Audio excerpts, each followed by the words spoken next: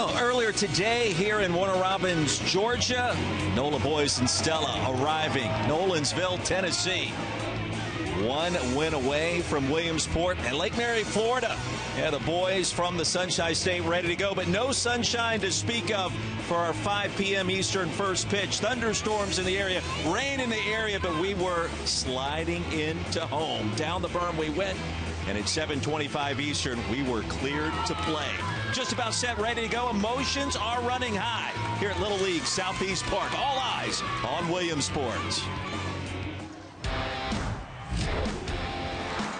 This is where fantasy and reality come together. And this year, it is bigger and better than ever. It's been a magical summer already, and these teams don't want it to end. They've come so far. It's over! But the field of their dreams is in Williamsport. And he crushes, my goodness. And they're almost there. It's gone! It got out of here! Keep on playing. Keep on winning. It's gone! And all their dreams will come true. Hawaii wins the World Championship again! Well, the weather has cleared and the stage is set. Tennessee and Florida, both programs, one win away from Williamsport, Pennsylvania. Here in the Southeast region, we started with 8 teams, and by now you certainly understand we have whittled those 8 down to just 2. Nolensville, Tennessee, Lake Mary, Florida, for the right to go to Williamsport, the Little League World Series. Take a look at which teams out of the Southeast region have advanced to Williamsport. And Florida leading that charge with 23. Tennessee with 10. Each of these Little League organizations have reached in the last couple of years. I'm so glad you could join us alongside of Greg Olson. I am Roy Philpott. Good news is the bad weather's gone. We're set for baseball. And for Tennessee, Greg, they got a chance to write a little history here, making their 3rd straight appearance in Williamsport. I can't even imagine 3 straight trips from the same team of Nolensville. This has to feel like it's the team of destiny. They're doing the exact same run as they did in 2021. Same kind of situation. And we start with some of the stars who we're going to look at tonight. There's plenty to talk about, starting with Cason Roden. Cason Roden will be on the mound tonight. This home run, 3 for 6 on the tournament, 5 RBI, getting it done. Owen Faust gets Florida into this spot with a 14K night, Sunday night. And then Lucas McCauley getting it done on the mound, at the plate, and there he is on the field. This bomb to center field opened up the game for them on Sunday. Nash Carter, great game pitched yesterday to get him here. A returning starter looking for a chance to go back to Williamsport. Nash Carter, sensational. He's going to try to make it 2 for 2. The crowd is amped, a great atmosphere. We've got Tennessee, we've got Florida. We'll let these 2 teams tell us how we go out to break.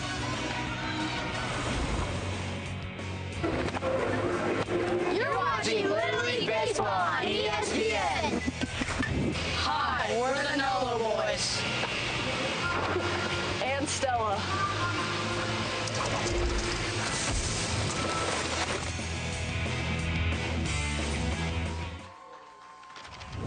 We take you back in time, 2022, Williamsport, Pennsylvania, Tennessee, and Hawaii in the championship. The final out recorded as Hawaii claimed the title. And head coach Randy Hu talking things over with his team afterwards, setting the table for another run here in 2023. And his team perhaps on the verge of punching their ticket back to Williamsport. And Coach Hu, Greg Olson, seeking to become the first coach in the United States to reach 3 straight Little League World Series. It's just amazing. It really is. You think about all the teams, all the Little Leaguers across the country that have played, and he's got a chance to be the first U.S. coach, and this gets to be the 2nd U.S. team to ever reach Williamsport in 3 straight years. I love the fact he's so positive, so outgoing, so great with these kids. Now here's more from Nolensville, Tennessee, Little League. Hey, I'm Randy Huth, coach of the Nolensville Little League team from Nolensville, Tennessee. Now meet Stella and the fellas. Hi, I'm Mackenzie II, and I play the violin. Hi, I'm Nash Carter, and my favorite player is Danzy Swallington. Jace Barney. I can balance heavy objects on my chin. Hi, my name is Lucas McCauley, and I hit dingers. Hi, my name is Stella Weaver, and my role model is Monet Davis. What's up, everybody? It's Monet Davis. I just want to give a special shout out to Stella Weaver. I was able to watch the highlights of your 7 strikeouts. Keep pounding the zone, keep hitting those corners, and always trust your teammates. That's cool. Great moments earlier this weekend. As we take a look at Nolensville, Tennessee starting lineup, Carter McCauley and Blaylock will lead things off. McKenzie, May, and Barney highlighting the start of the continuous 12-player batting order. Starting pitcher tonight, Kason Roden on the mound for Lake Mary, Florida. Yeah, Cason's going to feature fastball, curveball, changeup, threw a one-hitter in the state championship to get this team to this spot right here. Game was supposed to start more than 4 hours ago. A lengthy weather delay. Storms, lightning, rain. Here we are. Right to go to Williamsports. Glad you could join us. Greg Olson, Roy Philpott. And away we go with Nash Carter up to bats. First pitch from Roden. He's outside for ball 1. Anthony Thornton calling balls and strikes behind home plate tonight. Chris Curley over at first. Michael Grossman at second.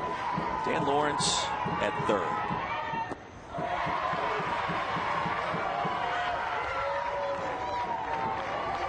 Nash Carter, one of 2 players for Tennessee.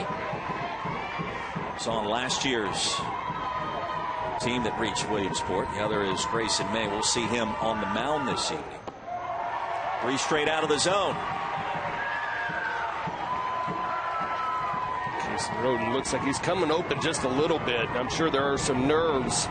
It's just a matter of how long those nerves are in effect of the arm. 4 straight off the plate. And Nash Carter aboard on a 4-pitch walk. Got to be edgy. So, I mean, before every game that I pitched in, I was nervous. And then as soon as I got out there, I threw my warm-up pitches. It all went away. And it was game on.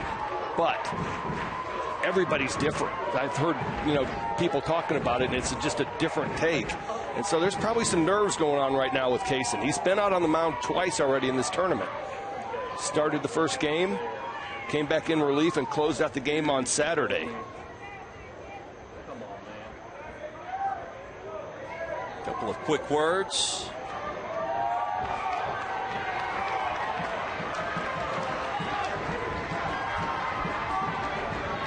Florida head coach Jonathan Anderson. And now a big moment with a big bat. Lucas McCauley, 12 years old, 5'7", 125. Randy Huth confirmed to us this week he is our best player, period. He has proven that with that 5 for 11 mark. Up to bat in Warner Robins. 1-0. Let's see if they give him a take. That's 5 straight balls. Let's see if they give him a take, or are they going to turn him loose and let him try to get something good to hit, knowing that Roden's probably going to try to square up home plate.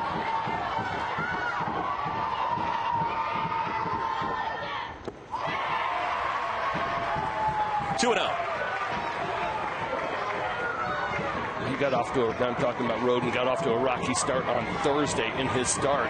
Gave up a single and then walked the next 3 hitters.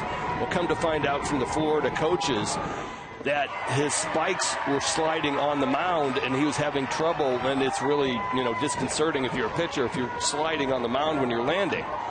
So what do you do if you're the coaching staff and you're smart? You go get him a new pair of shoes. That's the way to do it. Trying to spot the zone here with a 3-0 delivery. Comes in low. Back-to-back walks to start for Tennessee.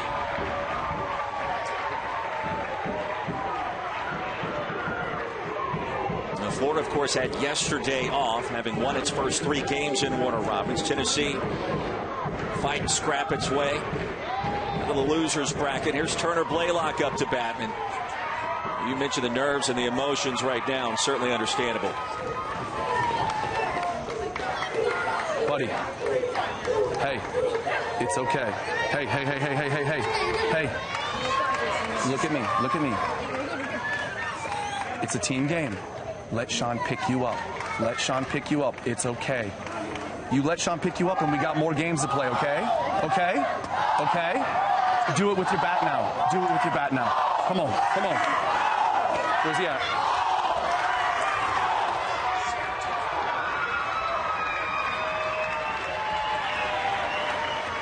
Sean Davis coming in.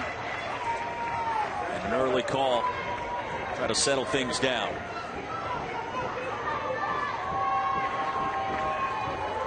That's all you can do. If you see your pitcher kind of looking into the dugout and just not feeling it today, you go out and you be as positive as you can. Tell them to, hey, you know what? You still got to help us at the plate. There'll be another opportunity for you. Roden certainly has been effective as a hitter. Enter Sean Davis, 12 years old, out of Sanford, Florida, 5'3", 96 pounds. A big fan of the Cardinals. He was in St. Louis, and his nickname Sunny D. Well, he gets the task of walking into runners on first and second, nobody out. He hasn't had a chance to warm up in the bullpen and go through the whole process that you would as a starting pitcher, but in essence, he's a starting pitcher.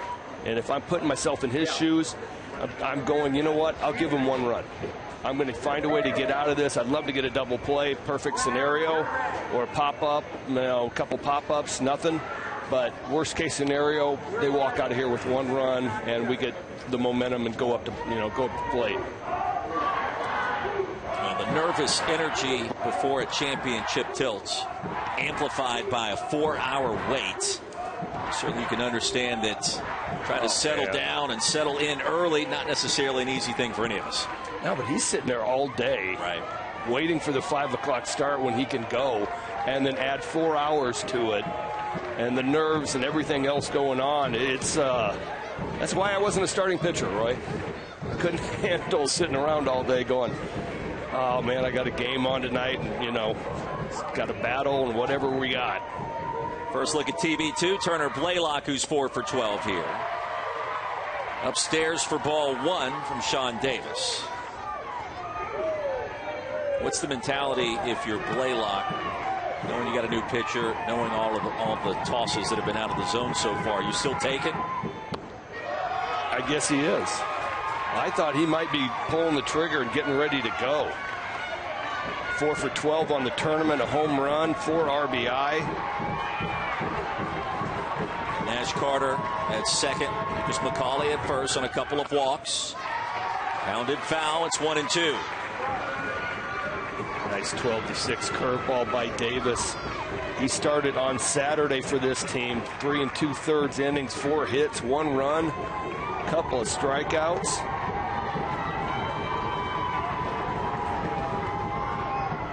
Davis comes home high, and that'll even the count.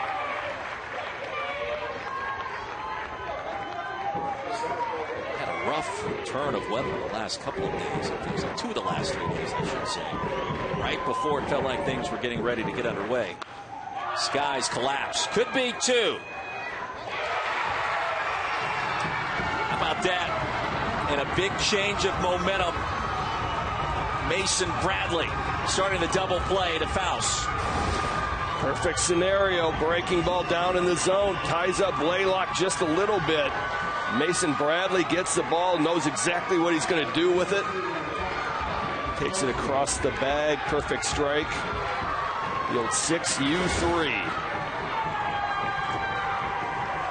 Runner at third is Nash Carter. Here's Ty McKenzie the second.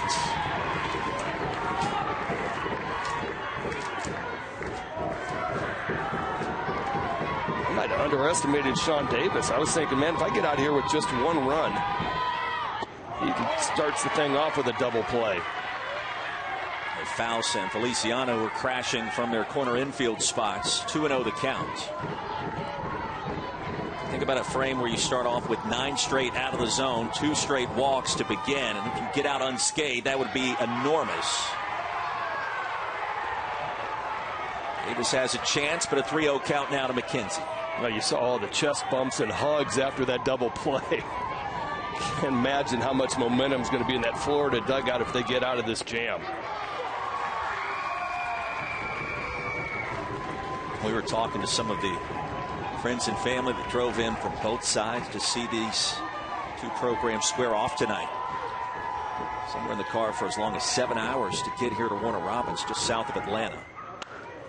This one swatted over to Faust, who steps on the back, 3 unassisted, and side retired. Couple of walks erased on the double play.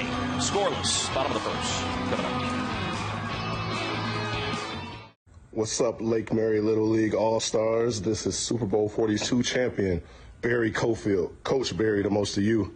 Wishing you guys great luck in the championship game. We're so proud of you back here in Lake Mary, Florida, the home of champions. So Chase, JJ, Owen, Landon, Lottie, Mason, Jacob, Liam, Joey, Sean, Kaysen, Kairos, let's go! Barry Cofield waxing poetic. We needed some of that tonight. Lake Mary, Florida. Chamber of Commerce established back in 1923. Yeah, that's 100 years ago. Population 17,000 plus. The great Dylan Cruz attending Lake Mary High School back in the day, the #2 pick in this year's draft. Now here's more from this Lake Mary, Florida Little League. Jonathan Anderson, Lake Mary, Florida. Here's my son Chase. Hi, my name is Chase Anderson, and my dad named me after Chase Utley. Go Phillies. Hi, my name is Owen Faust, and I'm the all-time home run leader at Lake Mary. Going, going, gone. Hi, my name is Kairos Halkus, and I just learned how to juggle.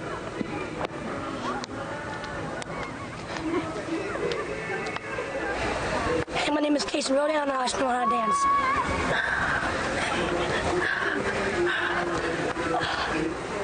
Hi, my name is Lottie Hernandez, and my dream was to get interviewed by ESPN, and it came true. Back to you, Roy and Greg.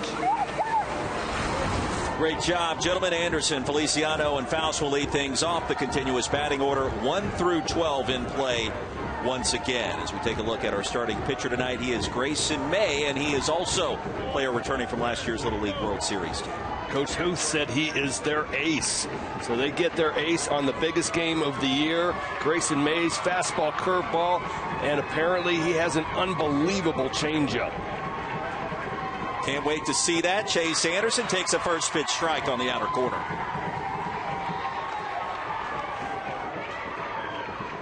Big fan of Bryce Harper. Brother Colin was on Lake Mary Little League. It's tap foul. It's quickly 0-2.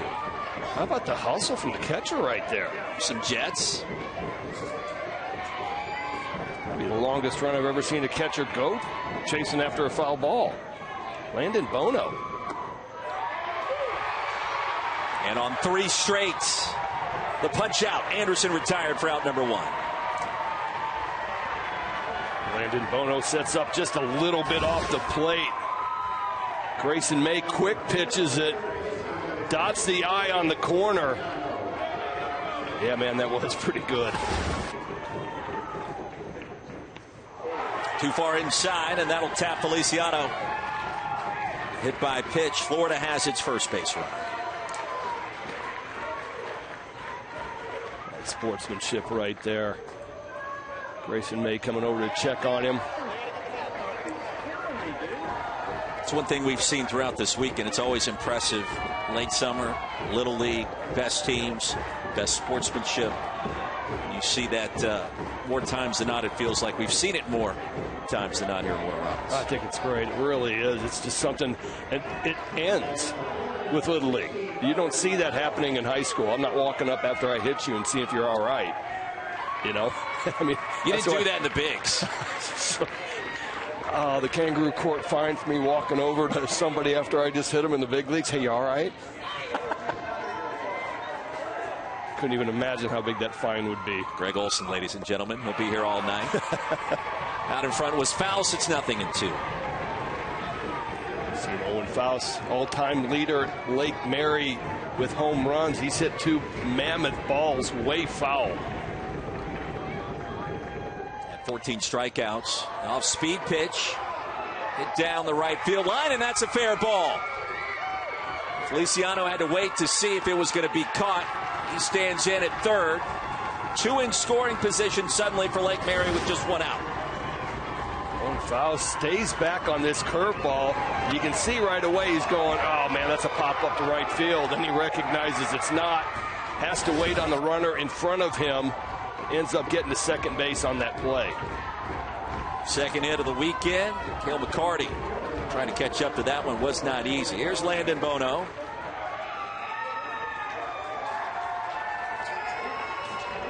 That's an intentional walk that will put Bono at first to load the bases.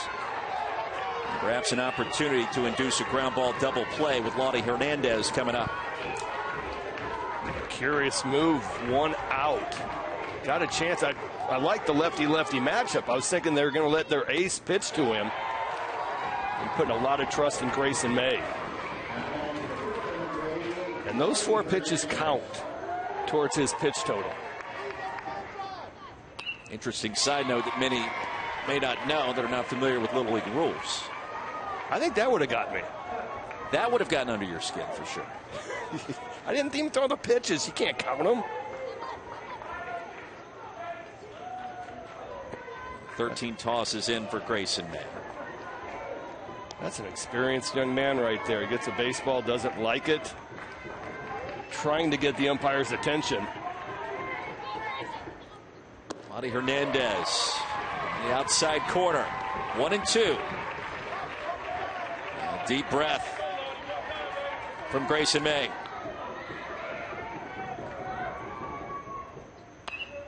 Inside out swing and the catch and the double play. Ty McKenzie, the second, making magic happen over at the hot corner. Great play. Ty McKenzie diving to his right.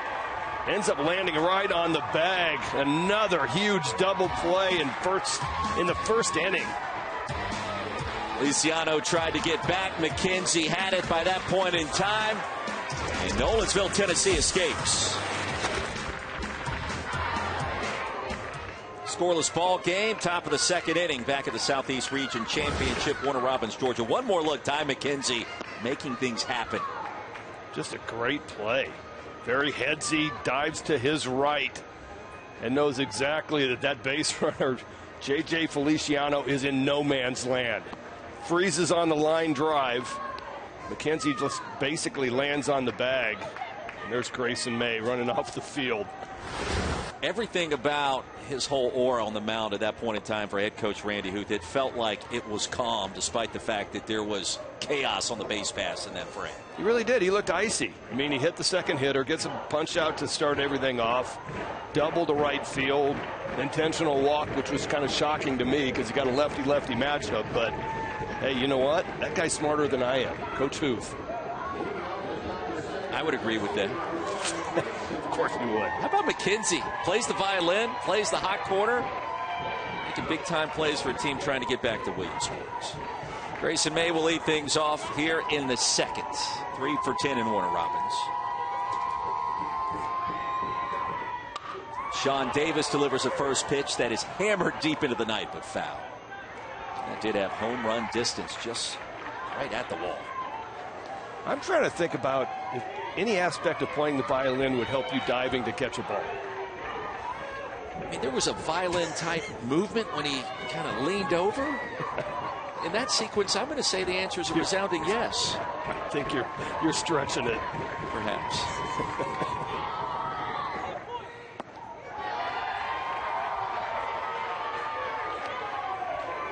These fans underneath us are living and dying on each pitch. That curveball is a little bit elevated, and the shock and awe up here in the stands. Fly ball, right center field, tracked down and then dropped at the track. And running after the drop by Bebo is May at third. It's going to be a tough play, running full speed towards the wall. And May gets it done with a leadoff triple. Man, this game is just a roller coaster. Saw the good swing early by Grayson May. Long run, just bounces out of the glove. Gets it in quickly, but Grayson May with the stand-up triple.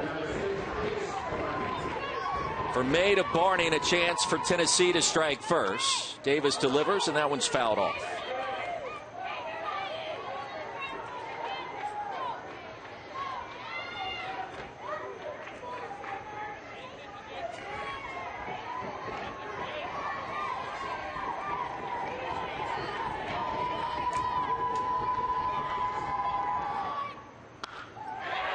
into right field, in line for a hit, and Tennessee on the scoreboard first.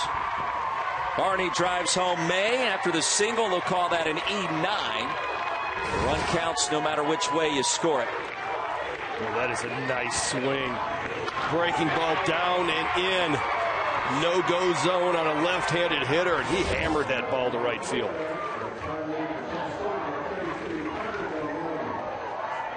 Clutch hitting by Barney. Here's Carter Gomillion.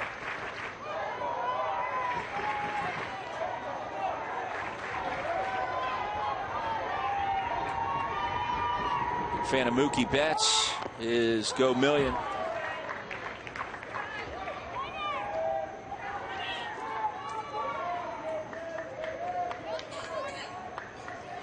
Ended up turning around and gave that a hit, so it goes a stand-up triple for Grayson May. Thought that was going to be a tough error. Gomillion over to third. Feliciano delivers a strike. That'll move the runner up to second. And now Jace Barney in scoring position. Sacrificed by Carter Gomillion. And that's putting some pressure on the defense. Gomillion can fly, lays down a really solid bunt. Nice play by J.J. Feliciano coming up and getting that out of his glove quickly.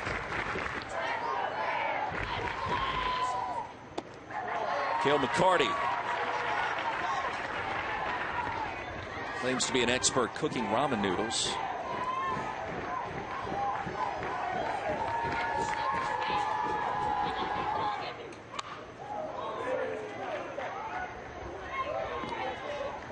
McCarty getting the start in right field tonight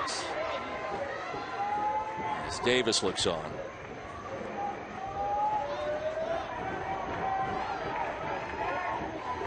Cale, a late bloomer when it comes to baseball. As coach tells us, that hasn't stopped him from becoming an absolute stud in the sport.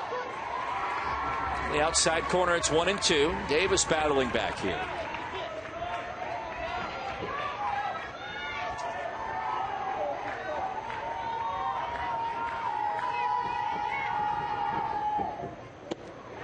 Cut on and missed. Davis. A nasty pitch on the outside corner. Good fastball. Cutting away from McCarty up and out of the zone. Big second out right there for Sean Davis. Jackson Tabor digs in, a big fan of the Tennessee Volunteer Baseball program. First pitch from Davis. Stays upstairs for ball one. Barney still at second base with two away, and a chance for Tabor to drive in a run, and JT hopes to do exactly that. Tabor's having a solid tournament, 3 for 5, 3 runs scored, 4 walks.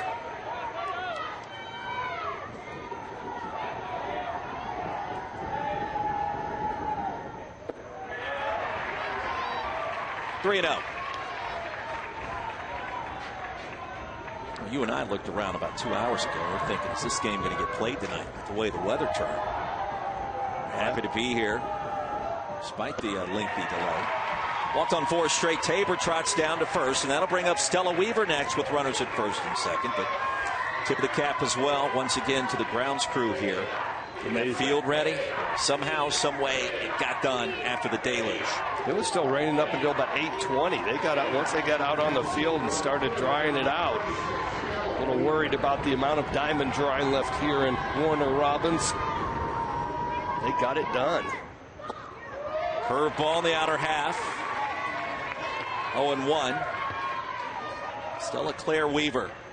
Fastball in the upper 60s on the mound. A legit pitcher. A ton of power at the plate. We've seen that on display this weekend.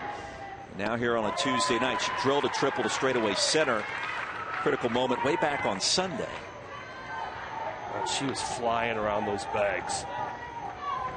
Long strides, 3 for 9 on the tournament. A couple RBI on that triple. Unable to pitch tonight. She can't go 3 straight days. 1 ball and 2 strikes to count on top of the standout performances we've seen from Stella. Shout out from Monet Davis. Sunday Night Baseball K-Rod broadcast.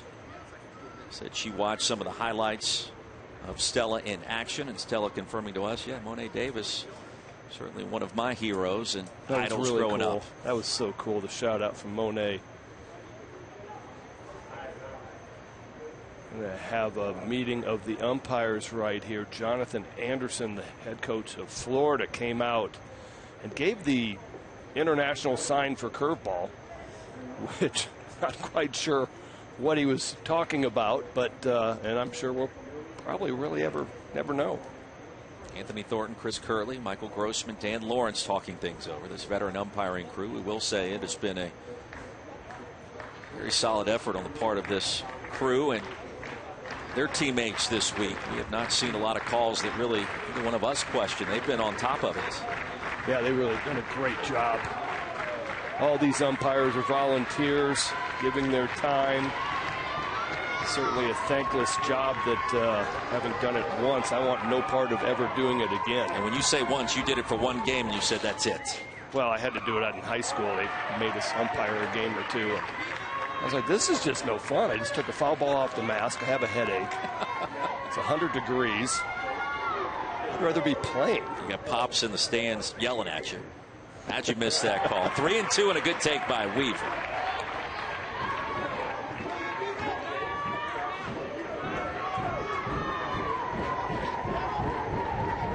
Stella, the youngest of 4 siblings, gifted in every way possible. Tap back to the mound. Davis tried to barehand it. And over to first, not in time. The throw across the diamond. Racing back is Jace Barney, but the bases are loaded for Tennessee. I told you Stella could fly. She gets out of the box and is flying down the line. Davis could not pick it up cleanly. And not picking up cleanly was the difference in that play right there. Gave Stella one more step.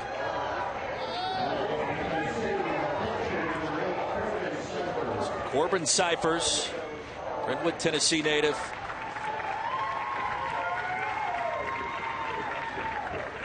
Now another meeting on the mound. I think that's going to go down as an E1. So coach is trying to settle his young pitcher down.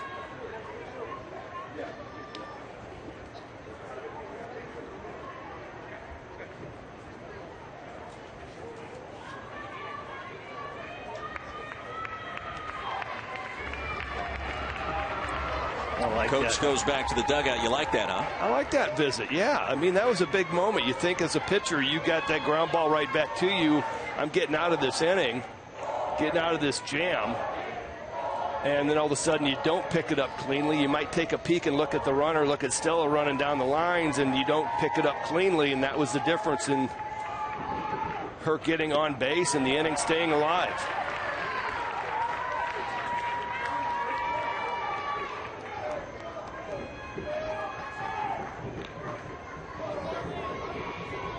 Well, a great time to join us on ESPN. The bases are loaded. 2 outs. Roy Philpott and Greg Olson. Tennessee has jumped out in front of Florida, with the winner of this game advancing to Williamsport, Pennsylvania, home of the Little League World Series once again. That starts on August 6th on ESPN. Corbin Cyphers is the hitter. A ball and a strike to count as Sean Davis comes home. 1-2. Perfectly placed curveball right there by Sean Davis. Paints the corner. Let's see if he goes back to that curveball again. Corbo hopes that he does not. Let's see what Davis will deliver outside. It's 2-2. And for those just tuning in, we had a 4+ hour weather delay. This game was supposed to start way back at 5 Eastern. Storms pushed through the area here in Warner Robins, Georgia. Cyphers skies this one. Shallow left field and finally caught by Mason Bradley, the shortstop. Tennessee scores first, 1-0. Florida coming up to bat after this.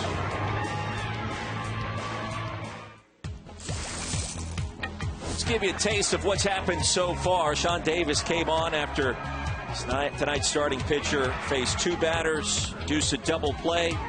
Owen Faust helped his team in Lake Mary, Florida, get out of that jam. And then it was Ty McKenzie the second at the hot corner. The double play, some magic for Mr. McKenzie.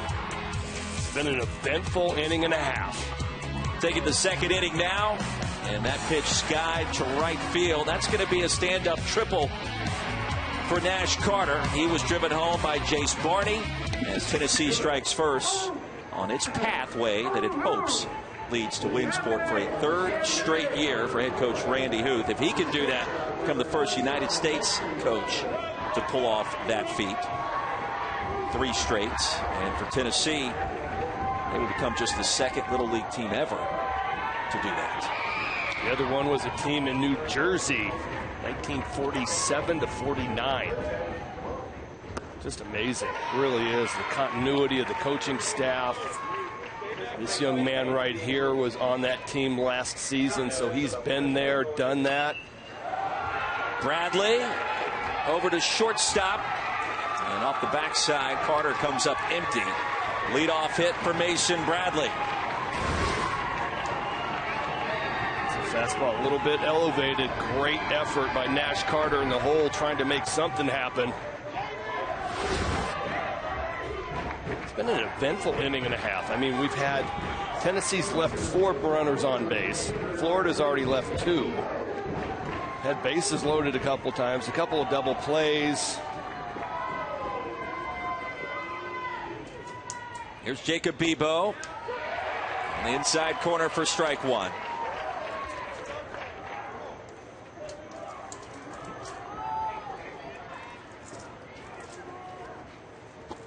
Bebo had to dance out of the box. Otherwise, that was going to tap him.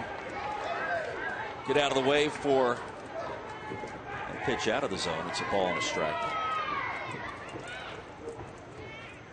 Grayson May inside again, and that was a little bit too close for comfort. Corbin Cyphers would trot out. Love the fact that Corbin Cyphers is walking out there, taking control of the game, sees his pitcher getting a little frustrated, missing the inside corner. Takes it upon himself to walk out, settle him down. Probably a little bit of words of wisdom, so, maybe a positive affirmation, which would be really important to you. It would be. That is my love language. I'm happy to report on national television. Words of affirmation. I owe you 5 more notes today. I've yet to receive the first this entire weekend. You're doing an excellent job so far. That's 1. You have 4 more to go. On the inner half in the punch outs. Second strikeout for Grayson May as Bebo is retired. So he shows a different breaking ball early, a little bit more of a slider that breaks in on Bebo. This one is a big overhand curveball, takes something off of it. Change in speeds, angles on the break. It just feels so important once Tennessee does something offensively for the opposition to bounce back with a rebound run almost right away, because it just feels like they found that mojo that we've seen the last 2 years in this very same spot. I mean, it's remarkable that the run in 2021 is identical to the run that they're making right now, and I'm sure that the coaches are using that point. Hey, we got ahead in that game. This is what we do. We win. And then all of a sudden they get ahead in this game with scoring in the top of the second. I guarantee I'm sitting in the dugout going, okay, this is what we do. Now, Grayson, you're going to go out there and shut him down, right? And he goes, yeah. And then everybody high fives and goes running out to the field. 2 balls and 2 strikes to count. Liam Daly, Greenwood Middle School, big fan of Josh Allen. And on the baseball side, Tim Anderson, who made a little bit of news this weekend. Daly stays alive. They'll foul that one off the net.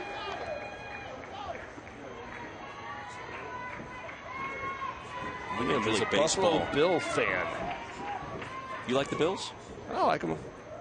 I wouldn't say that Buffalo's my favorite place on earth. Another breaking ball in the inner half. The 3rd strikeout tonight for Grayson May. All 3 punch outs have been looking backwards K's. It's about like 11 o'clock to 5 o'clock. He's going, no, please don't call that a strike.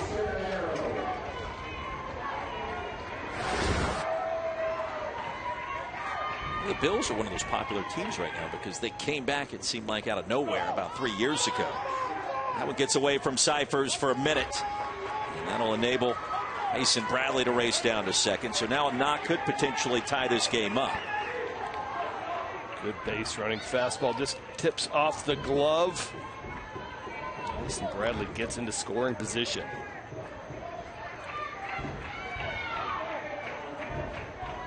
Serenero. Golfs this one. Left field. Weaver can't get up to it. We're tied at 1 as Bradley stomps on home plate.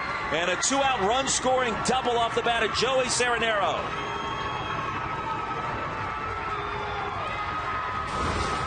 All week, this Tennessee defense has been playing a little shallow in the outfield. Stella can flat out fly. Good jump on it, just over her head. Serenero golfed that one out there. We are all tied up. Clutch hitting.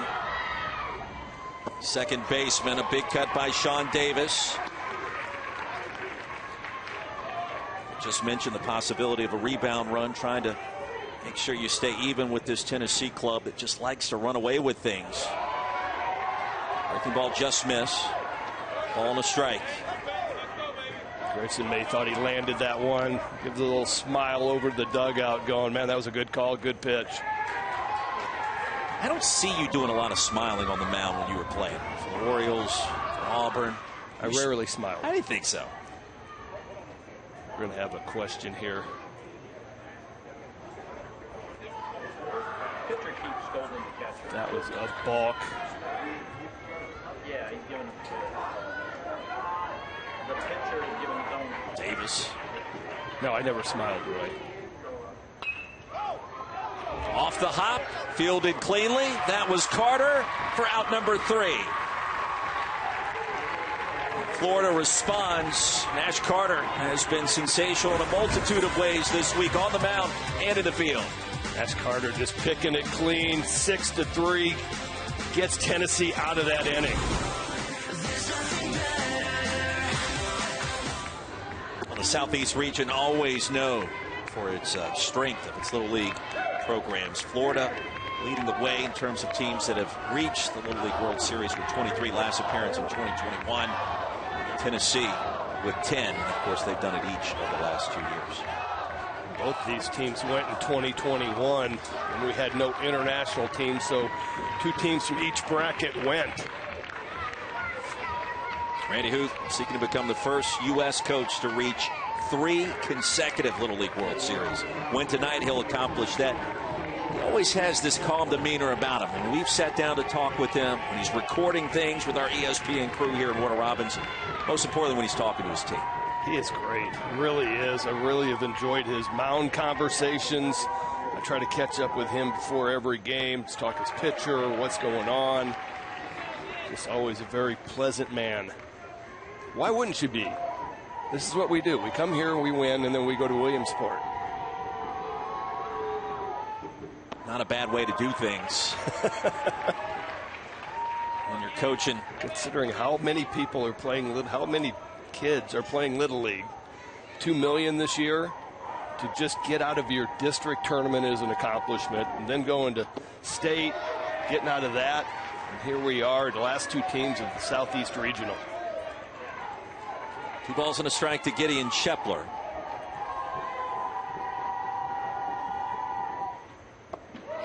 Two and 2. Davis paints the corner right there. Shepler in the 12th spot. It's 3 for 8, 3 RBIs, 4 runs. Getting it done in the bottom of the order. Yeah, big AB yesterday that drove into. We talked with Coach Huth about that. He said, yeah, always gotten great production from Gideon. It's been his time to shine in Warner Robins after the back cooled off a little bit prior to. And he has delivered, especially with ducks on the pond. Full count. Gideon, the youngest of 5. His older brother was on the 2021 team that made it to Williamsport. So plays football and basketball. Proud of the fact that he is an uncle at the age of 12. I'll let you figure out that arithmetic. Also wants to be a veterinarian. Sky to right, and tracking that is Bebo. This time he'll catch it after falling down. Well, if you want your child to experience the teamwork and fun of Little League baseball or softball, visit playlittleleague.org. Enter your address to find a Little League community program near you. Once again, it is playlittleleague.org. That young man, perhaps one day, be visiting that website, or maybe his parents will get signed. I'm betting he's already been playing. Probably so. Back to the top of the order. Here's Nash Carter. Made the sensational play at shortstop. Walked his first time up. Officially 4 for 12 in Warner Robins. Kind of feel this game settling into a bit of a rhythm after some early trouble by both pitchers. Early fireworks going on. Man, bases loaded twice, a couple of huge double plays. I thought if this game was going to keep like that, I don't know if I was going to be able to finish it. Curveball up the middle into center field. Chase Anderson up with it. And Nash Carter with his 5th hit in Warner Robins. 1 out single. Nice swing. Breaking ball. Slightly elevated. Stays inside of it. Takes it right back up the box. Looks like he's just hitting off an iron mic in the batting cage. Lucas McCauley, must-see TV. All kinds of pop. Low and away for ball 1. He also drew a walk his first plate appearance right after Nash Carter did. McCauley made some great plays this week at shortstop. Stopped right in the delivery. Davis will collect himself.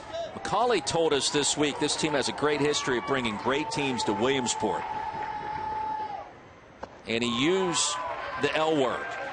I really wanted to be a part of this Nolensville legacy. How about that? I thought that was a deep comment at 12 years old to understand legacy and those types of things, but that's what Nolensville's been all about under Randy Huth. I mean, it's amazing to think about a 12-year-old thinking about the legacy of a Little League program, and I want to be a part of it. When I was 12, if you asked me what legacy meant, I don't think I would have known. I don't know what that means. I'm just being truthful here. It's another love language. And the 3-0 low and away. So now runners at first and second. The knock by Carter. And after the walk issue to McCauley, here's a look at all the Little League pins on Coach Huth's hat. Easy for me to say, and that kind of paints the picture of exactly how successful they've been. Yeah, that's pretty cool. It was sitting outside the dugout before the game.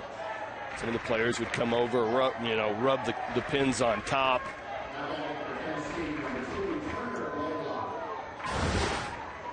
Pre-game, the sun was shining. All those little clasps on the inside make that extremely uncomfortable to wear. It's a heavy hat. When you pick it up, it's got some weight to it, a couple of pounds, if you will. Turner Blaylock over to second, spinning and turning. They'll try to turn 2, and they can't do it. The force out at second is there for out number 2. Runners at the corners, as Blaylock now is aboard at first on the fielder's choice. Blaylock squares this ball up. Nice play. Serenaro looked like he was shading to the right, and the ball kind of came back to his left. Couldn't quite get his balance back, but makes a great throw just to get the force out at second. Carter at third base, Blaylock at first. Ty McKenzie was hit on the shoulder. And now the bases are loaded for Nolensville.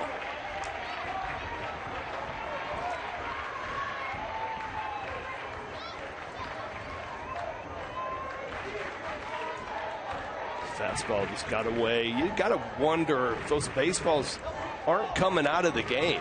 So that ball's going through the grass. They attempt a double play. Ball comes back into the pitcher. Well, that baseball's wet. It rained here a lot, Roy. Would you call it a deluge? A deluge. Splash down. A lot of things happening in the weather department. Bases loaded for Grayson May. To Randy Huth, this may be one of the guys you want up to bat in this moment. Grayson May, your second returning player other than Nash Carter. Tennessee's offense already had 9 runners on base. May to right field. That'll drop for a base hit. Carter comes home to score. 2 runs will touch home plate, and Tennessee back in front 3-1. Grayson May had a big triple to lead off the second inning. He is seeing the ball real well. It's his time to shine. He's on the mound. Take care of it yourself. Played a couple runs. Give yourself a little cushion if you're pitching. That ball's ripped. Nash Carter, Turner Blaylock, both score.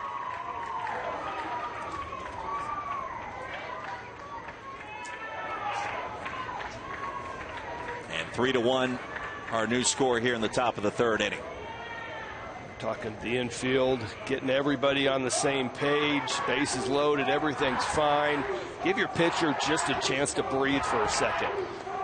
You know, you got runners on first and second. Yeah, they just got a big hit, but everything's fine. Here's what we're going to do. You know, give all the players something to focus on, get their mind off the fact that Tennessee's just scored 2 more runs. So May comes through in the clutch.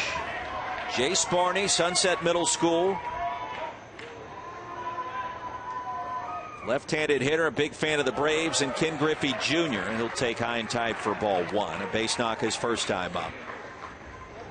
He's played some outstanding right field for this Nolensville team. Diving catch in the last inning yesterday. Also displayed ample arm strength in right field. Going back to Saturday, threw out a runner at home plate trying to score on a knock. He's been involved in some big moments here in Warner Robins, Georgia. An hour and a half south of downtown Atlanta. Barney takes low for ball 3. Now 56 pitches in for Sean Davis.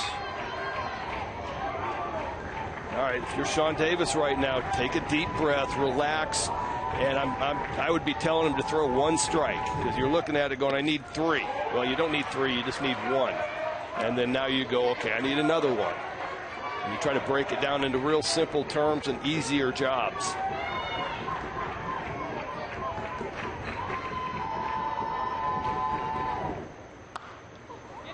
Slow roller over to second. Serenero up with it, and he'll make the play at first to Owen Faust. But here comes Grayson May in Tennessee. 2-run single to right field. Nolensville back in front.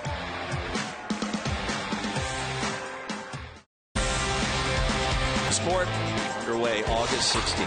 ESPN and ABC. Look at the teams that have punched their ticket. The international side, Sydney, Australia.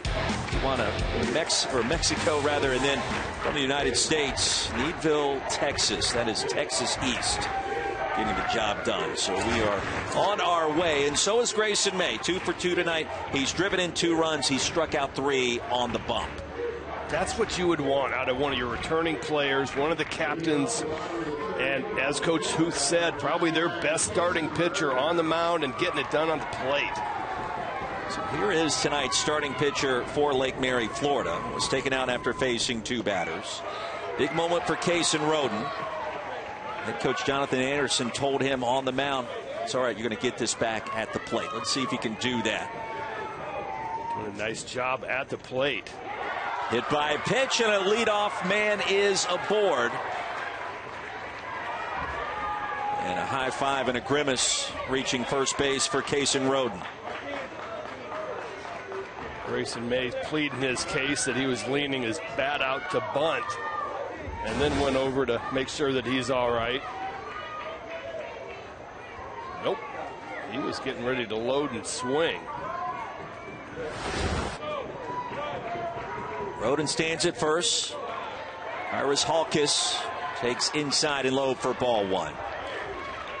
Roy, you know what? Us pitchers see everything a little bit differently. Yes. Grayson was thinking that he was squaring to bunt, and it shouldn't be a hit by pitch. Totally been there. I don't think I've ever thrown a ball every time the umpire missed it.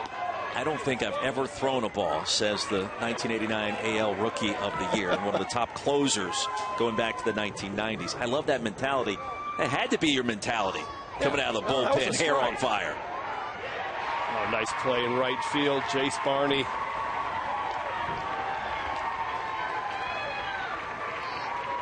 Excuse me. That's Kyle McCarty. Jace Barney's out in center field. Barney in center, Cale McCarty over in right. That's a very big first out. Hawkes is retired. Back to the top of the order in Chase Anderson.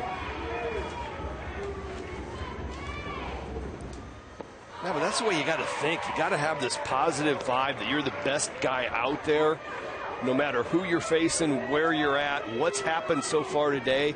I'm still the best guy. And Grayson was like going, he was squaring the bunt. That didn't hit him. That's part of the art of pitching, right? You're tricking yourself. That's your love language. Tricking myself? Well, perhaps that's a harsh way to frame it, but you know where I'm going. How about fooling myself? That works. 2-1. Anderson struck out his first plate appearance. Rockets that one foul. It's 2 balls and 2 strikes. Chase, the son of Jonathan Anderson, the head coach for Lake Mary, Florida.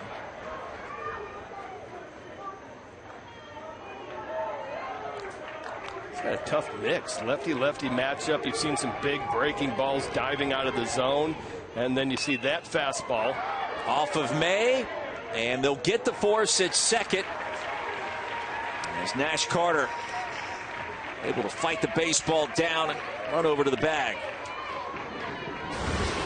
Grayson May with the quick pitch. He's done that a couple times. Falls off the mound. Ball's off of him. I think he got a little bit of a glove on it. Great deflection to your shortstop.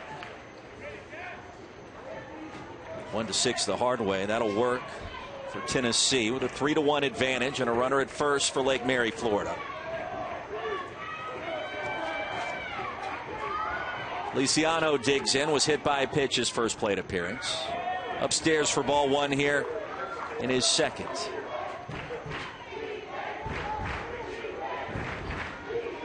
Highlands Elementary wants to play Major League Baseball. Greg, nicknamed Fresh Money. Go ahead and put that as the second nickname we've mentioned this weekend that neither one of us have ever been called, but we would happily and readily accept that designation. Boss Man? I like that. I like Boss Man better. Or Fresh Money. Fresh Money's pretty good. Anything different. Just be, come up with something different. You know, not like just Earl. Earl? I don't know many Earls. I don't know many guys, anybody else nickname Earl. I don't know any nicknames of Earl. 2 balls and a strike. That one fouled straight back. How about the hustle from behind the plate right there by Cyphers? We know that foul ball. I know. He's chasing everything down. It's like he's got somewhere to go. Full count. Every time Grayson May keeps getting a baseball back that's wet, you can see him looking into the dugout. He's frustrated. It's hard to throw a wet baseball. And so then he gets the wet baseball back, puts it in his glove, then his hand gets wet. And so he's at least advanced enough. Fly ball deep left field. Weaver retreats at the wall, and she made the grab. Stella Weaver, out number 3 to retire the side.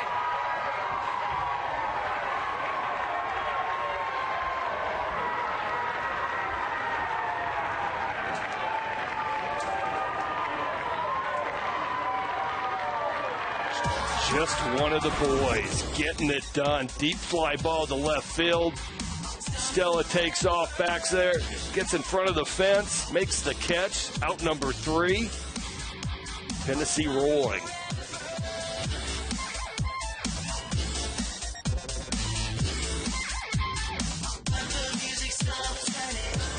Top of the 4th inning, 3-1 Tennessee leading Florida. And the stellar play of Stella Weaver making things happen, this time in deep left field. Deep fly ball. She gets back to the track, makes the catch. She's doing a little bit of everything. Just going to say, we've seen it on the mound. We've seen it at the plate. And a tip of the cap in order after that play in left field. Absolutely. She is really a very solid baseball player. And Coach Hoof said that, too. He goes, there is nothing. I think she's a better player than Monet Davis. How about that?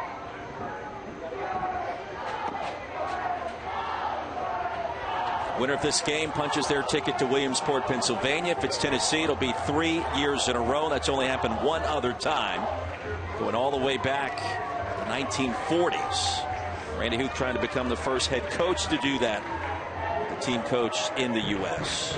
Florida has other intentions, and they've been undefeated so far in Warner Robins. Something has to give here in the Peach State on this Tuesday night. Carter Gomillion will lead things off. Dad played basketball at Auburn. We had a great conversation with him this weekend. Auburn means a little bit more to our trusted colleague in the booth. War Eagle, Roy. Greg Olson. He'll tell you about it. Do you do that running through the airports? Does somebody yell at go or War Eagle when they see you? Not when they see me, no. I mean, if I'm wearing some Auburn paraphernalia, then I'll get a War Eagle. Okay. And if I see one, I'll say War Eagle. And if they just say thanks, then they don't know what happened. Something's not right. Yeah. It's like, you really didn't go to Auburn, did you, if you just said thanks when I said War Eagle? Carter's father, John, certainly would give you a War Eagle back. Well, how about this? I was talking to John today during our lengthy rain delay, and his wife grew up in Omaha. And I played football with some of her cousins in high school. It's amazing. It's a small world. And a big strikeout. Sean Davis' second of the night. Davis goes with a high fastball. Big first out. Down 3-1. Just kind of feel like you got to put some zeros back up on the board and give your offense a chance. Carty's 0 for 1 with a strikeout. He's got 2 hits in Warner Robins. Outside for ball 1. Carty also plays football and basketball. Had a grand slam in districts this past season. He was very proud of that. A late bloomer in the baseball world. Breaking ball floats across. That'll even the count.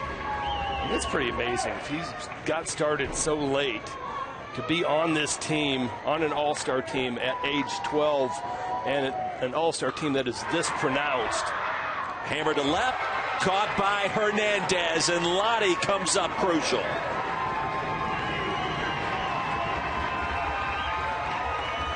Carty just drills this fastball elevated out over the plate. Hits it about as good as you're going to hit it. And Lottie getting it done. Jackson Tabor walked his first plate appearance. 3 for 5 in Warner Robins. 2 quick outs here in the top of the 4th. Tabor, one of this team's quiet leaders.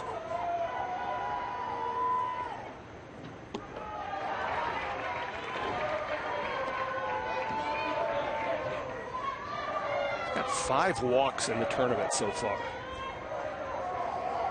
Now it's 2-0 count.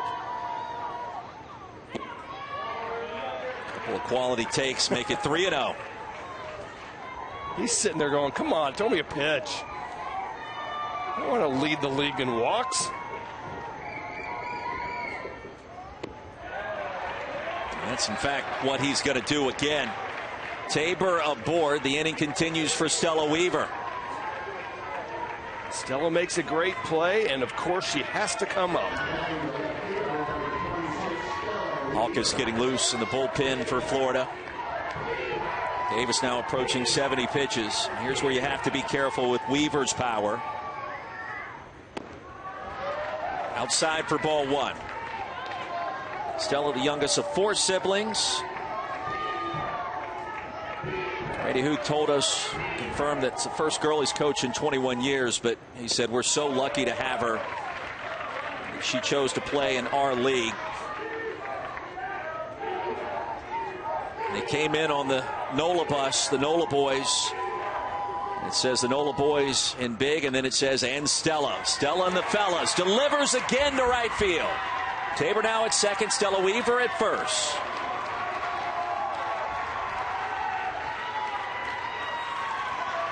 She's getting it done. She finishes the game yesterday. Here she is staying inside that fastball. Got to believe a little bit of that dirt. Kicked that ball up. Funny hop out on second base. Another solid single. A couple of knocks in I mentioned this early in the weekend. I'll mention it again. Big fan of Earth, Wind, and Fire. It always puts a smile on your face. I'll say it again to make you happy. Cyphers rockets that one back, fouling out of play. Tennessee with 11 base runners. Coach over at first base has to be running out of Mike and Ike's. Getting the candy every time they reach first. Just one piece, though. He's got a box. I think he's okay, right? Oh, I saw him walking up to the batting cages. They had 4 boxes in hand. So they're completely loaded for a big night. But, yeah, a little skimpy. They only give them 1. Well, maybe you get to Williamsport, you get 2 or 3 when you get to first. Big AB for Corbin Cyphers. Runners at first and second, 2 outs, curveball, 3-hopper over to short. Bradley will get the force out of Weaver at second. 6-4 on the fielder's choice, 3-1 our score. Florida coming back up to bat after this.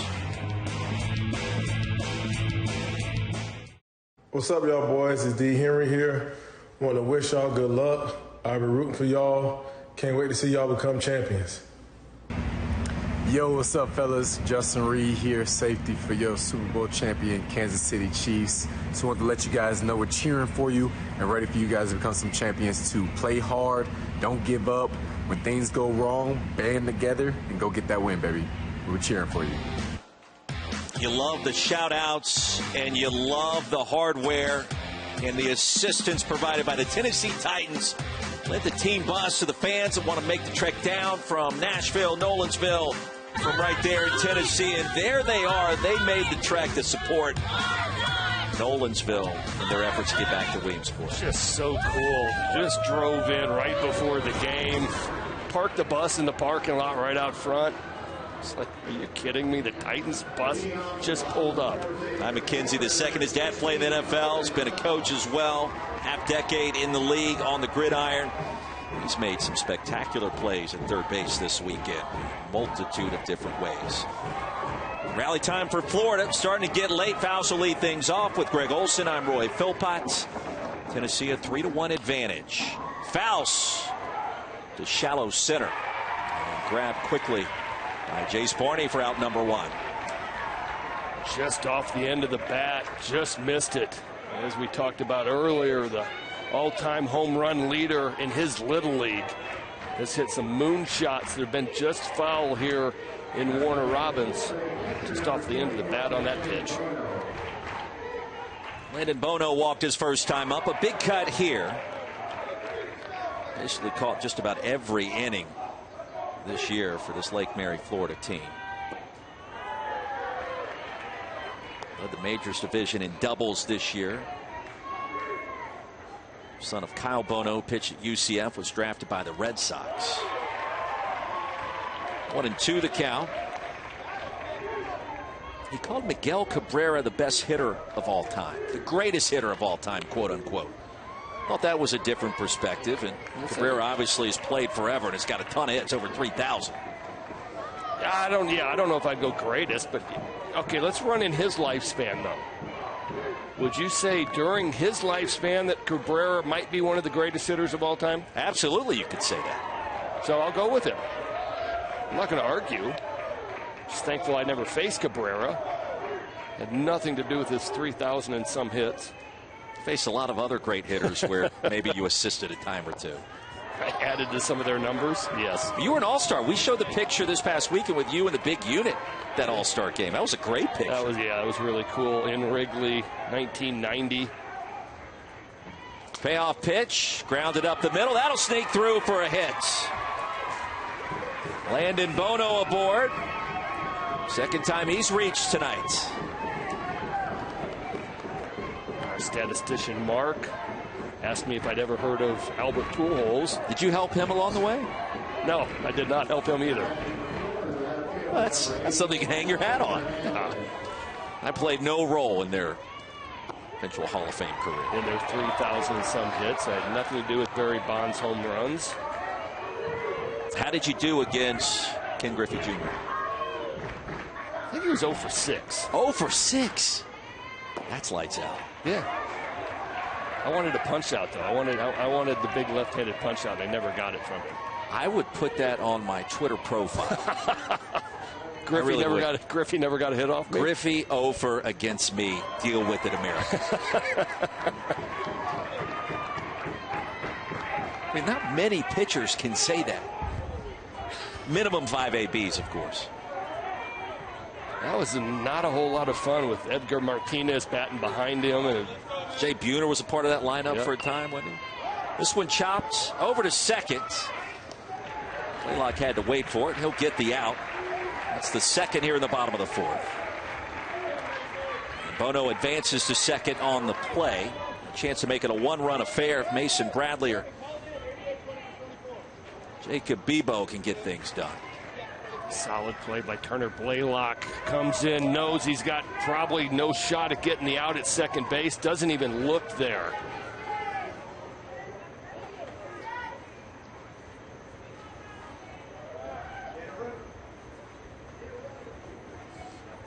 Courtesy runner for number 24, second base. Courtesy runner. Hernandez comes in. Run for Landon Bono. With the new everybody bats lineup, you can use the player that made the last out, which was Lottie, who made that ground ball to second base. Comes in to pinch run at second base. Griffey 0 for 6. I'll say it again. Bradley. A little blooper into center field. That'll get down. Hernandez going to be stopped at third on the strike delivered from Jace Barney.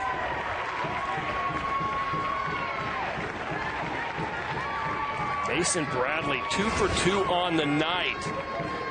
Fights this one off into center field. And Jace Barney. The howitzer from center field.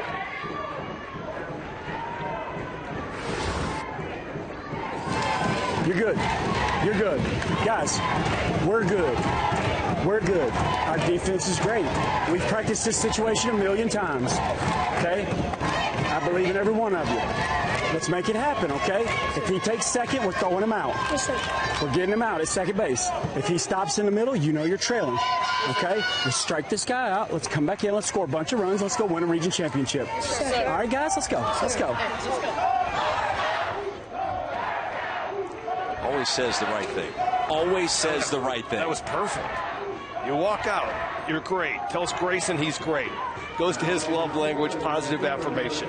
And then he goes, defense, here's what we're doing. If they try to steal second base, Corbin, you're going to throw him out at second. You got it? Good. And then he goes, if he gets in a rundown, we're doing this. Bebo, rocket shot down the right field line, and it is just foul. That would have done some damage, and about 12 inches away from making this a one-run game.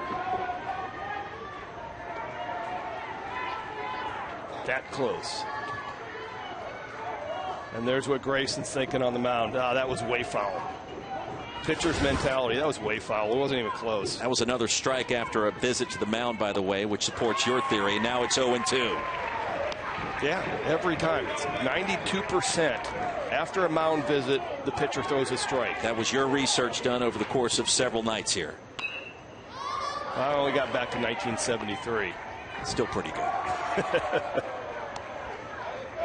0-2 to Jacob Bebo.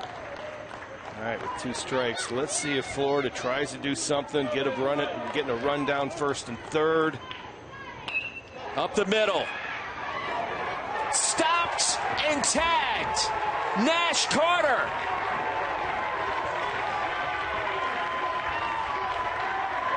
Can we have a top 10 highlight right there? Nash Carter saving a run. Lays out to his left. Realizes the situation. Dives on top of the bag.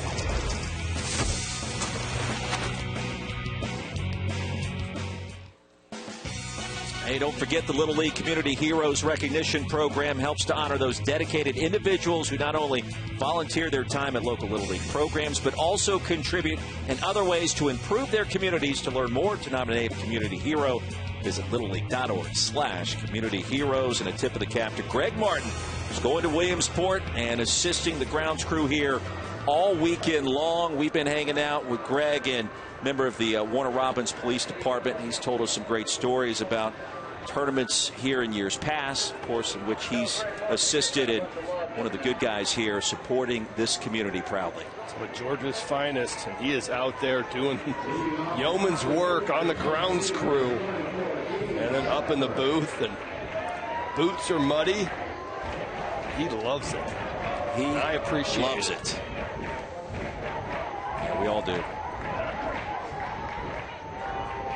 Gideon Shepler will lead things off. 12 years old, youngest of 5. Family's been to Williamsport. Older brother did it 2 years ago, and Shepler sends that one 4 rows deep. Greg Olson, Roy Philpott. Tennessee trying to hold on here, trying to make it to Williamsport for the 3rd straight year. If it happens, look at the play. Nash Carter, Grayson May, the 2 veterans for this team that were part of the program last year. They've meant everything so far tonight, and that play by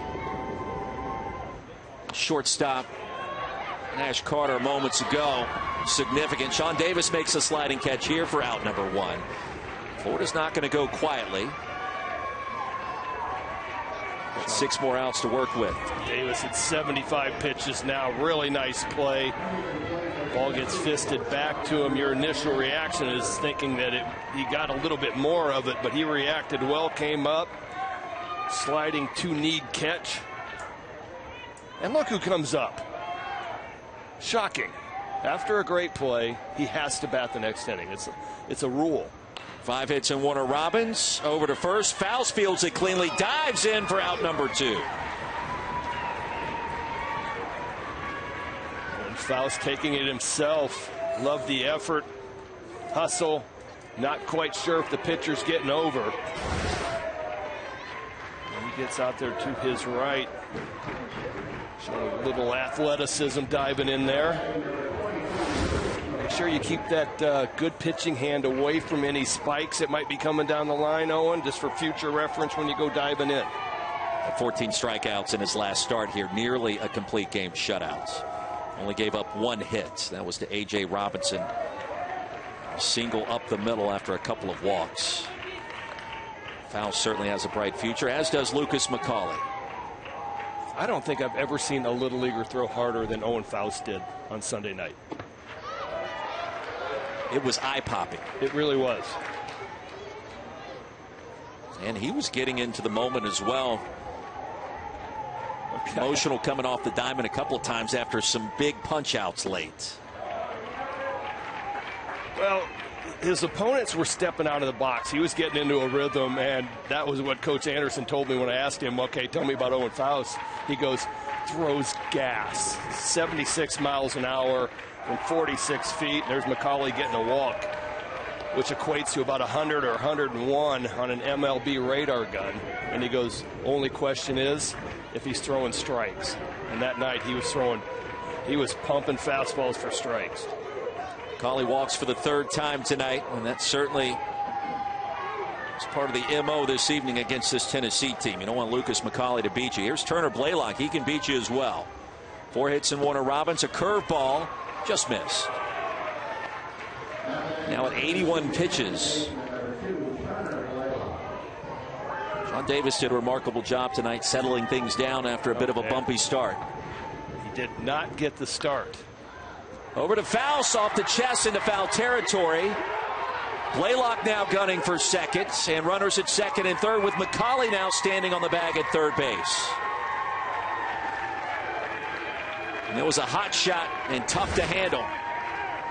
I'm wondering how much this ball came up. Right here, that came up way higher than he was expecting. He goes down to block it, and you could just see that ball came up about 6-8 inches more than he was expecting. Infield dirt gets a little bit clumpy after the rains that we got. And no matter how good the grounds crew is, there's been a whole lot of traffic tonight at first base. That ball popped up on him, caught him off the top of the chest. Give Blaylock a double, McCauley at third, and a chance for Tennessee to really try to break this one wide open. And an opportunity for Ty McKenzie. Breaking ball stays high. They got to give that a double, don't they? I mean, that can't be an error. That ball came way up high off of his chest.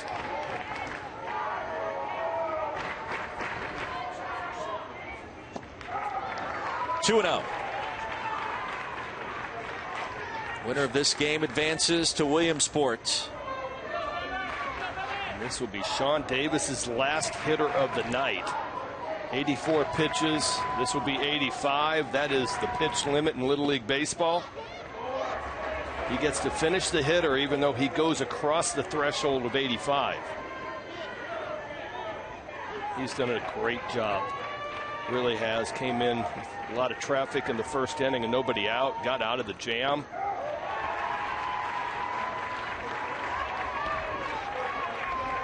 And Florida comes back to win this when Davis deserves a ton of credit. Looking at a 3-1 count here. Ty McKenzie, a big fan of the Georgia Bulldogs. Full count.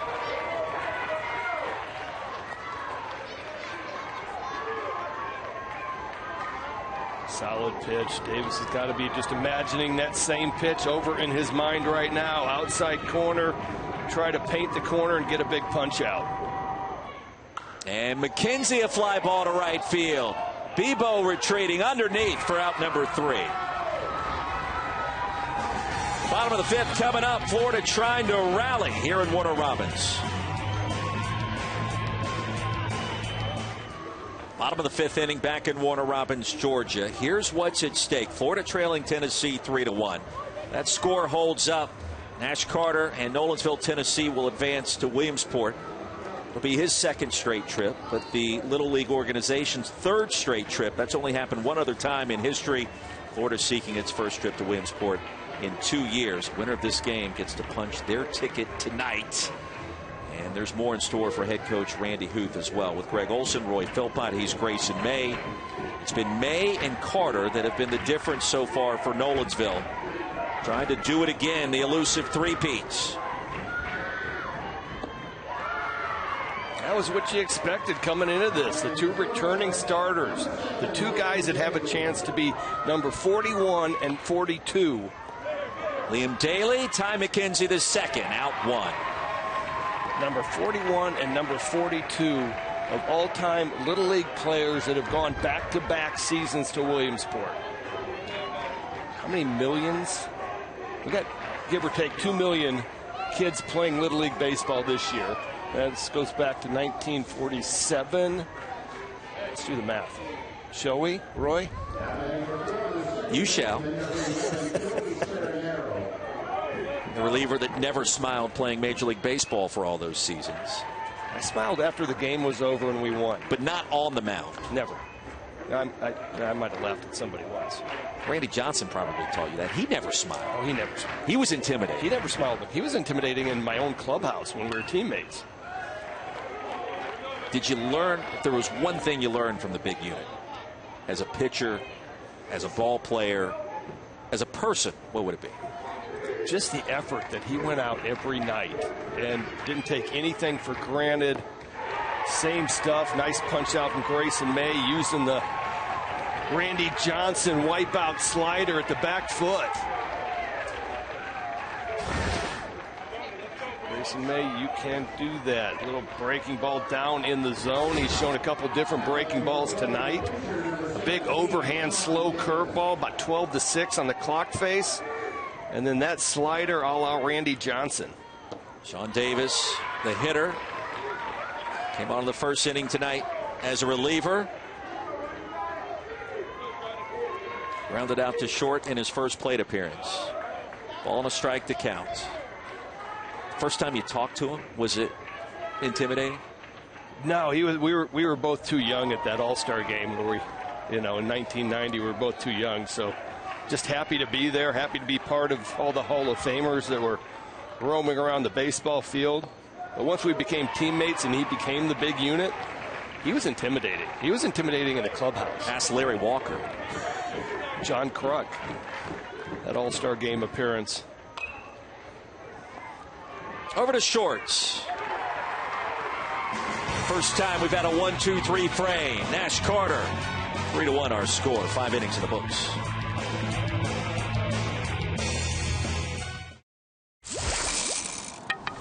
Guys, we're good. We're good. I believe in every one of you. Let's make it happen, okay? Nash Carter making it happen with the web gem at shortstop. The stop and the tag of second to get the force out to retire the side and avoiding further drama. New pitcher to tell you about for Lake Mary, Florida, Kyrus Halkus. He comes in wearing number 4. Markham Middle School, big fan of Karl Anthony Towns, and a big moment try to keep Tennessee exactly where they're at with this 3-1 lead. And that's the job on the mound right here. Get 3 outs quickly, get your offense back out onto the field.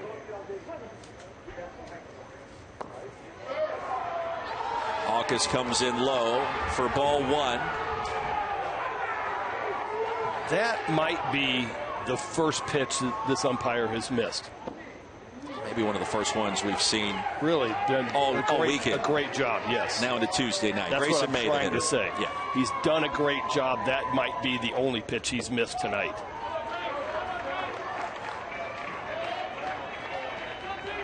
Anthony Thornton calling balls and strikes. Mentioned his name a couple of times. On the inner half, 2-2.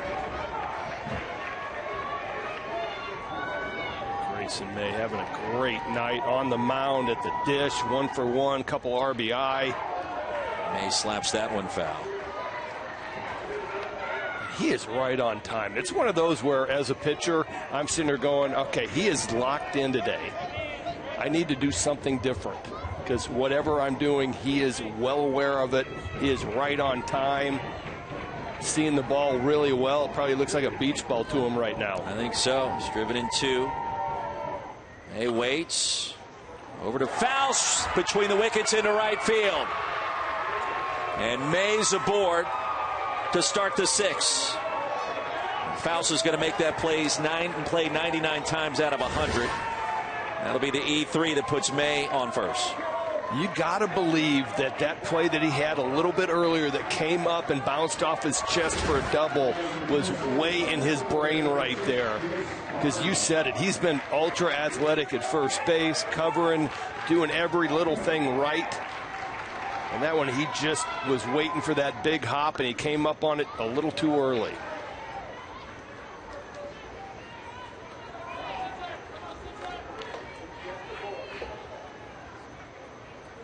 Barney's 1 for 2.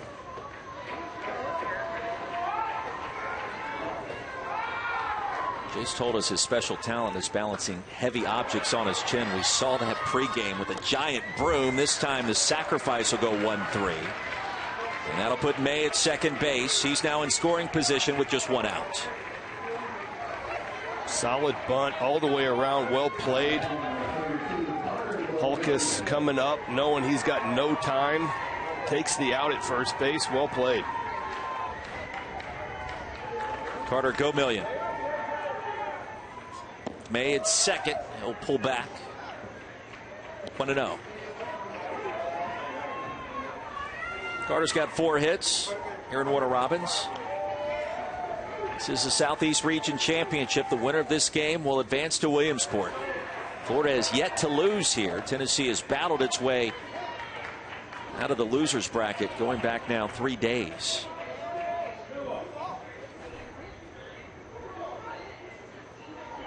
Double checking the count. It is 2 balls and no strikes. The scoreboard had it 1-1.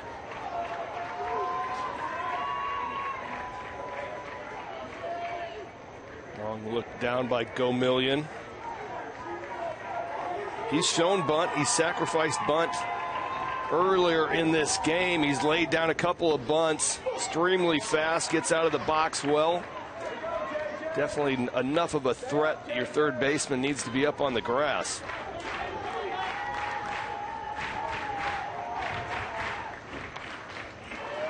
Big cut evens the count at 2-2.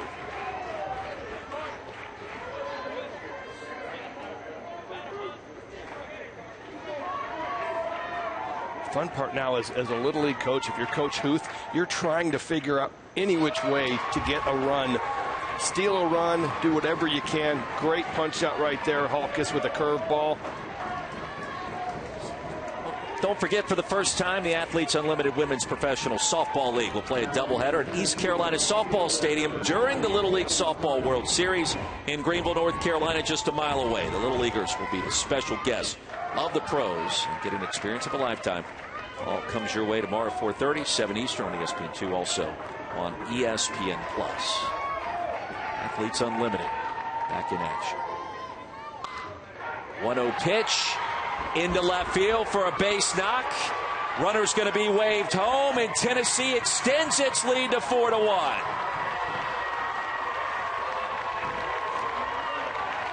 Grayson May found a way to first and found a way home. Post it well, gets under the glove of McKenzie at third. Excuse me, not McKenzie at third. There's J.J. Feliciano. That ball was blistered off Cale McCarty's bat. How big of an AB was that for Cale McCarty? Man, getting it done, that's a huge run. I was just saying, I'm thinking Coach Huth is just trying to find a way to get that guy to touch home plate. And it happened. And it happened. That's what happens, a 2-out knock. That's the one consistent component we've seen more times than not in Warner Robins. Tennessee needs to make a play. They find a way to get it done, whether it's an out, whether it's changing pitchers, bases loaded, whatever it may be. Or just adding that all-important insurance run late. Stella Weaver's done that. Grayson May, Carter Nash. The usual cast of characters this year for Nolensville, Tennessee. On the strikeout, they'll get the call at first.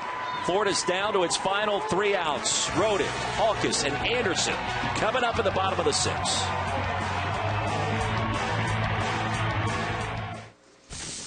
On a night in which we've seen so many big plays, Grayson May, Nash Carter, how about Stella Weaver deep in left field against the wall. Caught it cleanly. The Ducks on the pond. Feliciano a tip of the cap, rightfully so. Tennessee perhaps back to its winning ways and just 3 outs away from Williamsport. The stars shining brightly in Warner Robins after a lengthy weather delay earlier tonight. Weaver's 1 for 2. The NOLA boys with Stella perhaps on the verge, and let's see what happens for Florida.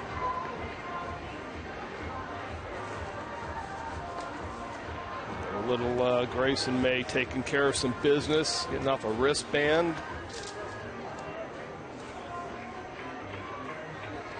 Tucking in the shirt, taking a deep breath. He's got, give or take, 7 pitches left in his evening. 85's the limit. Once he reaches that mark, he can continue with the batter at the time.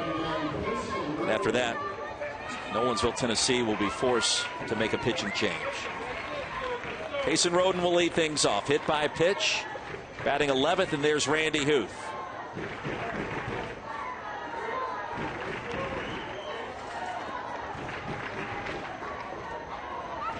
He's doing his best right now not to be impatient. He is 3 outs away from a 3rd straight trip to Williamsport. Having a little bit of a delay. I'm not quite sure what's going on. Shouldn't I know that? I mean, hypothetically, I'm the analyst. I should know what's going on, shouldn't I? You know what's happening 99.9% of the time. Big cut by Roden. 0-1. Grayson May has been electric. Grounded past McKenzie to left field. Roden rounds first. Digging for second. Here comes the toss, and it's late. A leadoff double for Florida, and here comes Lake Mary.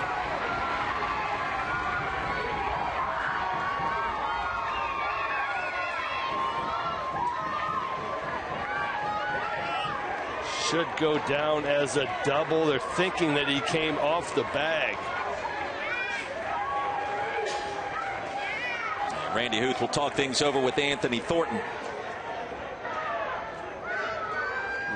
No question that he was safe at second base. Did he pop off the bag on this pop-up right there?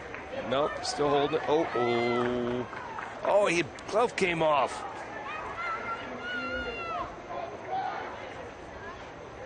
Watch the end of this sequence where things start to get a little dicey.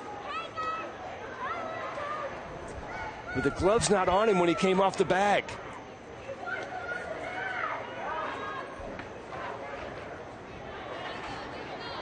And here it is. His foot comes off the bag. It's muddy. Everything's wet.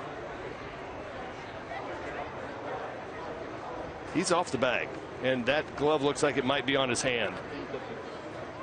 That angle may be enough to overturn that call. Wow.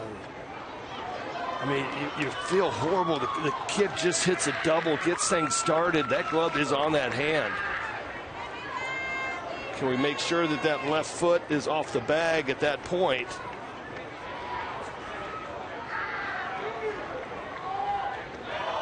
So Lucas McCauley trying to point it out. Call in the field was safe at second. Lake Mary trying to mount a rally in the bottom of the sixth. They've got 3 outs to work with to keep their season alive. And the all-important replay happening as we speak.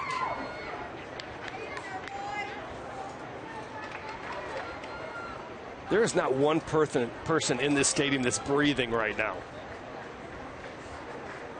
Every parent here is just holding their breath, waiting for this huge call.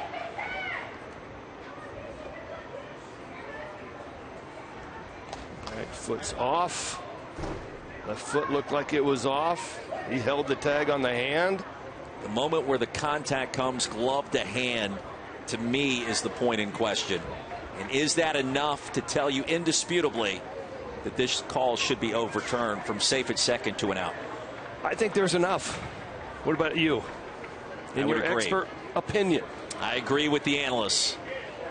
I think there's enough. That glove is on the hand, and that right foot slid off the bag. I think this game doesn't mean a lot. Both of these teams traveled all this distance. Hope that their season will continue. Well played game, a clean game for the most part. We've seen a lot of great baseball this weekend in Warner Robins, as we typically do this time of year. This season has been no exception. That moment under the spotlight. Man, I was kind of questioning Coach Huth coming out to challenge it, but all his players are adamant that he was not on the bag. Greg, I would argue this is a moment where you don't mind this replay taking a little bit longer given what's at stake. I do not mind it a bit. I want this call to be right.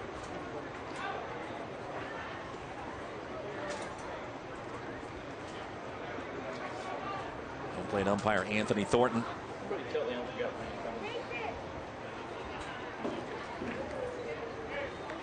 One more look.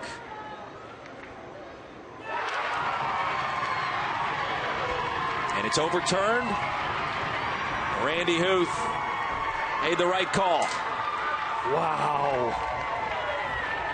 What a tough break for that young man right there. Hits a leadoff double, gets things started. Everything is sopping wet after the deluge of rain that we had, including that base. He pops up. It's a little bit of help on the tag. Might have taken him off balance a shade.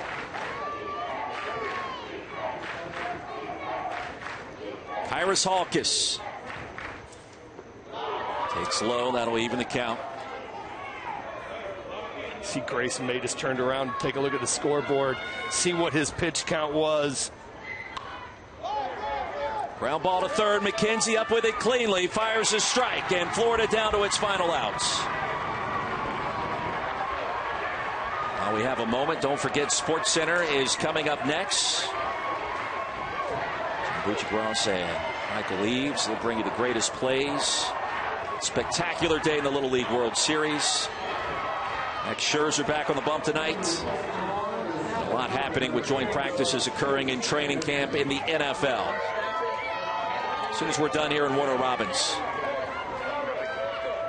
Meantime, Grayson May at 83 pitches. Go back to the top of the order. Chase Anderson due up next.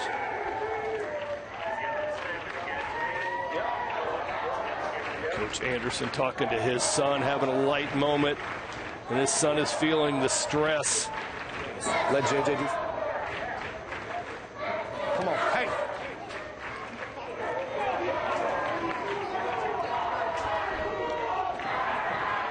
Seeing a lot of encouragement in Warner Robins.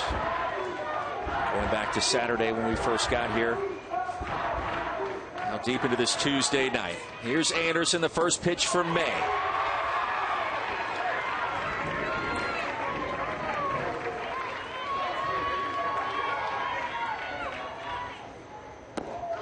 Florida down to its final strike. And Tennessee can sense it now.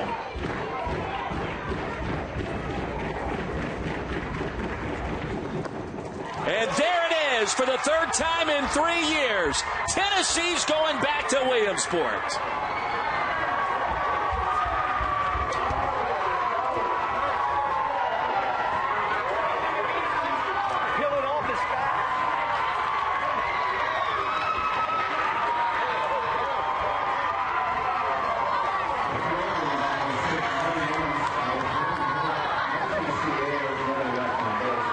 Three straight trips for this Nolensville team.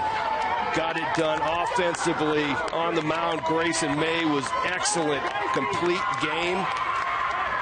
And the defense, again, was special.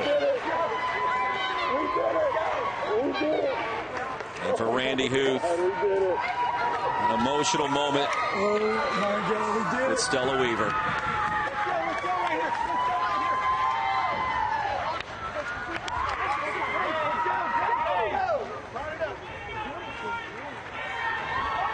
He becomes the first coach leading a U.S. team to Williamsport 3 straight years.